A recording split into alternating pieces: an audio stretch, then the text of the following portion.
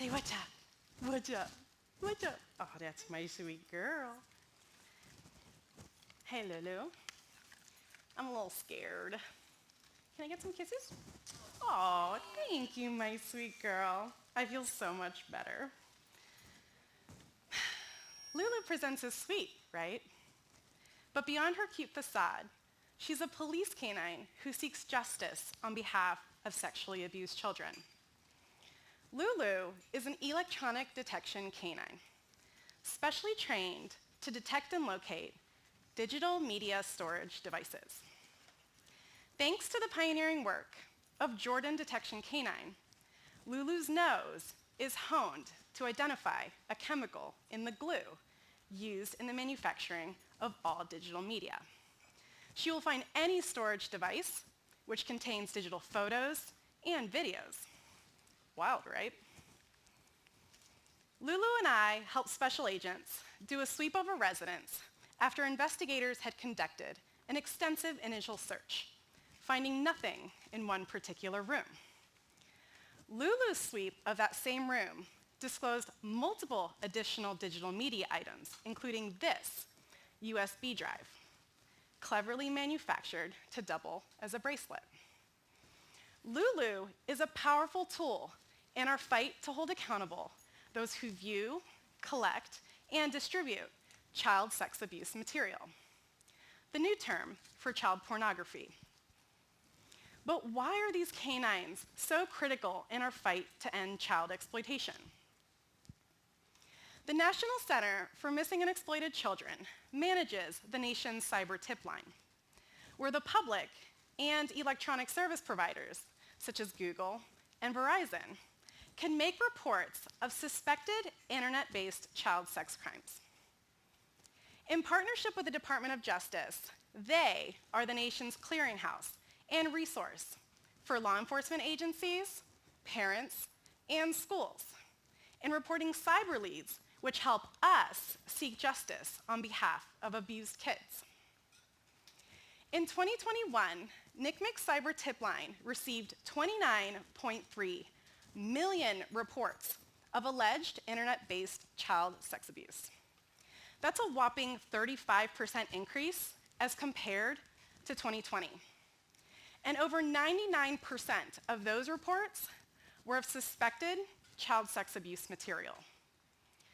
That's over 29 million reports that require follow-up by law enforcement agencies, many of which are struggling to stay on top of the increasing caseload. Specially trained investigators all over the country spend weeks or months investigating these cyber tips, many of which result in search warrants being issued by judges. In this perpetually overworked career field, I personally have left searches, many of which presented unsanitary and hoarder-like conditions, wondering, what important evidence did I miss? And although not every cyber tip will result in a search warrant being issued, keep in mind that there are fewer than 90 of these dogs in the country, while the number of cases is only increasing.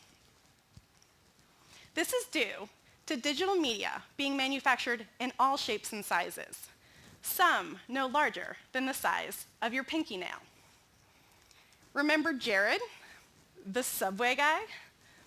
The original electronic detection canine, Bear, was an important player in bringing him to justice. Canine Bear walked into this massive mansion, methodically swept the residence, sat down right next to Fogel's desk, and put his nose on it. Investigators couldn't quite understand what exactly was going on, as they'd already conducted an extensive search. But upon a careful secondary check, there it was, a thumb drive. This was the moment everyone understood the incredible firepower these dogs could bring to the fight. Jared was sentenced to more than 15 years in prison after he pled guilty to distributing child sex abuse material and traveling with the intent to engage in sexual acts with a minor. And back in Hawaii, investigators had spent dozens of man-hours searching for more than 7 weeks for a discarded cell phone in a thick rainforest area. The area, a little bit smaller than a football field, was so steep and some parts so impassable, I had to use tree roots to stay stable. But Lulu found that phone in under an hour. We've supported search warrants involving youth sports coaches filming kids changing in their houses, corrupt law enforcement officers, corporate professionals, and everything in between, finding devices which brought to light hundreds of thousands of illegal images.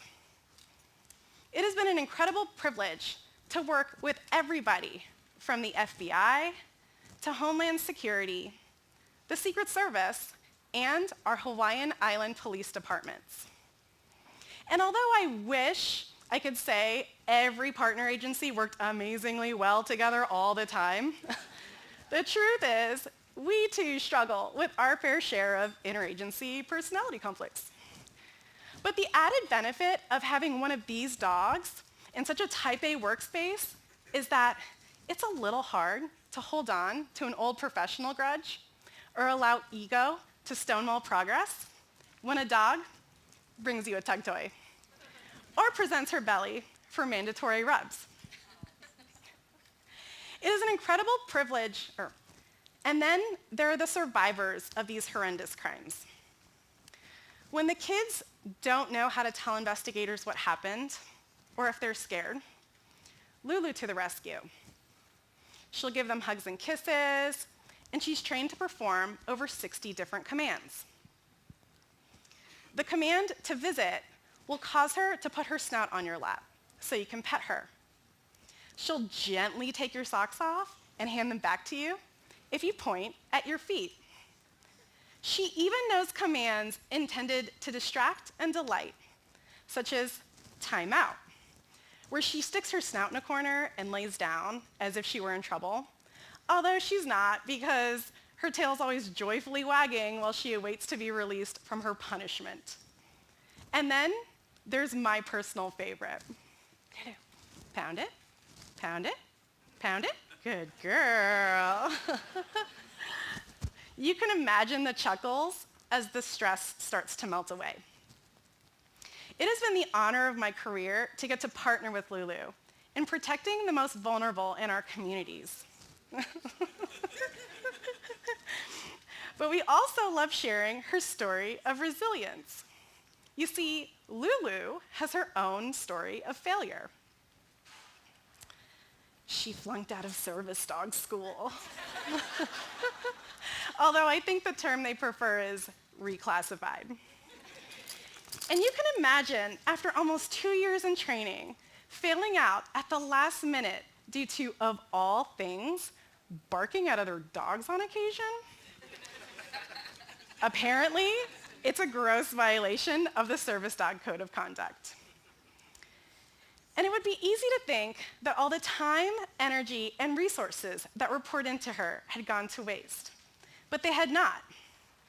Thanks to a training pipeline, which includes former service dog trainees specifically to leverage all those skills. Had Lulu not picked herself back up, demonstrated an aptitude for detection work, and moved forward, she would not have been selected for the important work she does now. And even though she may have the occasional snarky moment with her mama, I personally have witnessed her sixth sense to pay extra care and attention to those in need around her. And as if that wasn't enough, consider that as a service dog, Lulu would only be supporting one person. Now, she protects hundreds of thousands of children in paradise with me. My own journey to Lulu started almost 25 years ago as a young cadet in college. I eventually became an Air Force officer. One day, I had the opportunity to observe military working dogs in training. And I remembered vividly thinking, whoa, that has to be the coolest job ever. I also remembered feeling surprised after having had this thought, as I had never had pets growing up and had actually been scared of dogs since I was a little girl. Unfortunately, my career field and position guaranteed zero chance I could ever be a canine handler while on active duty. Additionally, military working dogs generally fall into one of two categories. They're either bomb dogs or drug dogs. And yes, drugs and bombs are bad, and I have no problem pouring my energy into either case type, but the truth is, they're not my favorite missions. And so, this peculiar and fleeting thought passed by, along with about 2 decades. Years after I had run my first child exploitation investigation, I had left active duty, and I continued in public service as a child sex crimes special agent. One day, I was at a conference for investigators in my field and found myself surrounded by dogs. Canine Bear had debuted only a couple of years earlier, but the newfound knowledge that there were canines that protected kids and were gentle enough to pet completely blew my mind. What was even wilder was that these dogs were free to law enforcement. And suddenly, the memory of that young college student dreaming of being a canine handler came back to me, and it all made sense. Ever since Lulu and I started working together, we've supported arresting more than 80 child sex abusers with over a 97% conviction rate, and have helped identify more than 20 live victims of exploitation. Thank you. If you ask Lulu what she did for a living, she'd bark and say, "I seek justice for the most vulnerable." It wasn't the easiest path for either of us to get here, but we are living proof. As Paulo Coelho says in his book, The Alchemist, when you want something, all the universe conspires in helping you to achieve it. And so, if you have a crazy dream, if you don't roll over and quit, if you pick yourself up when you feel stuck, then you can trust that the right resources and opportunities will come to you at exactly the right time. And if you have the courage to seize those opportunities, it will be a wilder and more fulfilling adventure than anything you could have ever imagined. Hallelujah. Thank you.